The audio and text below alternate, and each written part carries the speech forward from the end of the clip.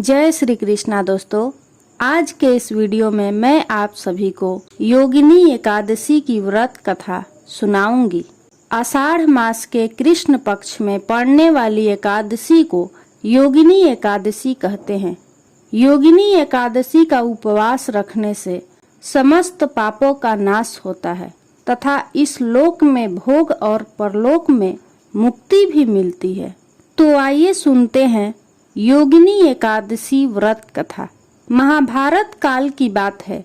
एक बार धर्मराज युधिष्ठिर ने भगवान श्री कृष्ण से कहा, हे त्रिलोकीनाथ, मैंने ज्येष्ठ माह के शुक्ल पक्ष की निर्जला एकादशी की कथा सुनी।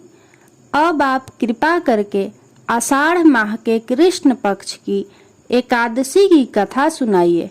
इस एकादशी का नाम तथा महात्म्य क्या है, आप मुझे विस्तार पूर्वक बताइए।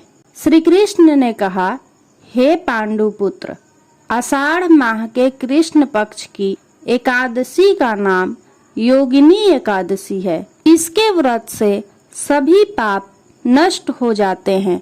यह व्रत इस लोक में भोग तथा परलोक में मुक्ति देने वाला है। हे राजन, यह एकादशी तीनों लोकों में प्रसिद्ध है।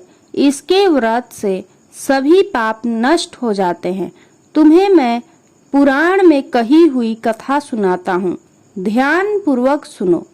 कुबेर नाम का एक राजा अलकापुरी नाम की नगरी में राज्य करता था। वह शिव भक्त था। हेममाली नामक एक यक्ष उनका सेवक था जो पूजा के लिए फूल लाया करता था। हेममाली की विशालाक्षी नाम की अति सुंदर स्त्री थी। एक दिन वह मानसरोवर से पुष्प लेकर आया, किंतु कामासक्त होने के कारण पुष्पों को रखकर अपनी पत्नी के साथ हास्य विनोद करने लगा।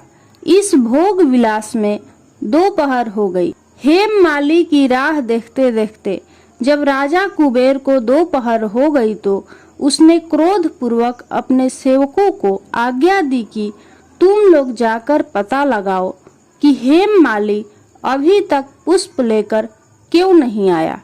जब सेवकों ने उसका पता लगा लिया तो राजा के पास जाकर बताया, हे राजन, वह हेममाली अपनी स्त्री के साथ हास्य विनोद कर रहा है।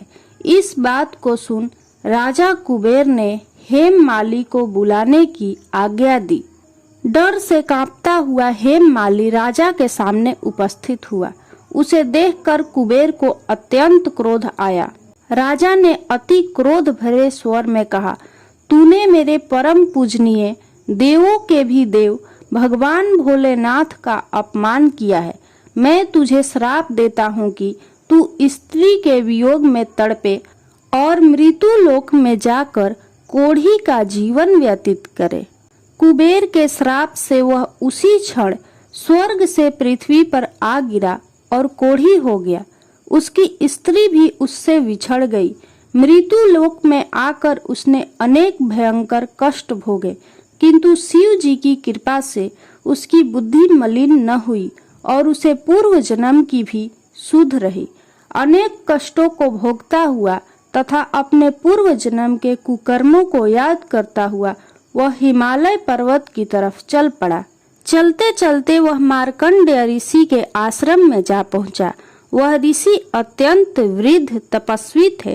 ऋषि को देखकर हेममाली वहां गया और उन्हें प्रणाम करके उनके चरणों में गिर पड़ा। हेममाली को देखकर मार्कंडेय ऋषि ने कहा, तूने कौन सा पाप किया है जिससे तू कोढ़ी हुआ और भयानक कष्ट भोग रहा है। महर्षि की बात सुनकर हेममाली बोला, हे मुनि श्रेष्ठ, मैं राजा कुबेर का सेवक था। मेरा नाम हेममाली है।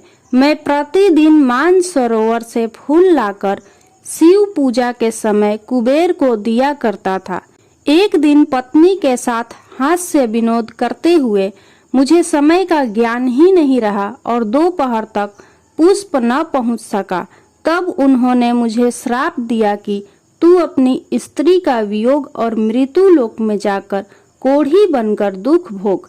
इस कारण मैं कोढ़ी हो गया हूँ तथा पृथ्वी पर आकर भयंकर कष्ट भोग रहा हूँ। अतः कृपा करके आप कोई ऐसा उपाय बताइए जिससे मुझे मुक्ति मिल जाए। मार्कंडेय ऋषि ने कहा, हे हेममाली, तूने मेरे सम्मुख सत्य वचन कहे हैं, इसलिए मैं तेरे उद्धार के लिए एक व्रत बताता हूँ। यदि तू आषाढ़ माह के कृष्ण पक्ष की योगिनी नामक एकादशी का विधान पूर्वक व्रत करेगा तो तेरे सभी पाप नष्ट हो जाएंगे। महर्षि के वचन सुन हेममाली अति प्रसन्न हुआ और उनके वचनों के अनुसार योगिनी एकादशी का विधान पूर्वक व्रत करने लगा। इस व्रत के प्रभाव से वह अपने पुराने स्वरूप में आ गया और अपनी स्त्री के साथ सुख पूर्वक रहने लगा। भगवान श्री कृष्ण ने कहा, हे राजन, इस योगिनी एकादशी की कथा का फल 88,000 ब्राह्मणों को भोजन कराने के बराबर है। इसके व्रत से सभी पाप नष्ट हो जाते हैं और अंत में मोक्ष प्राप्त करके प्राणी स्वर्ग का अधिकारी बनता है। यदि आपको यह योगिनी एकादशी व्रत की कथा अच्छी लगी हो तो कमेंट बॉक्स में ओम नमो भगवते वासुदेवाय नमः जरूर लिखें।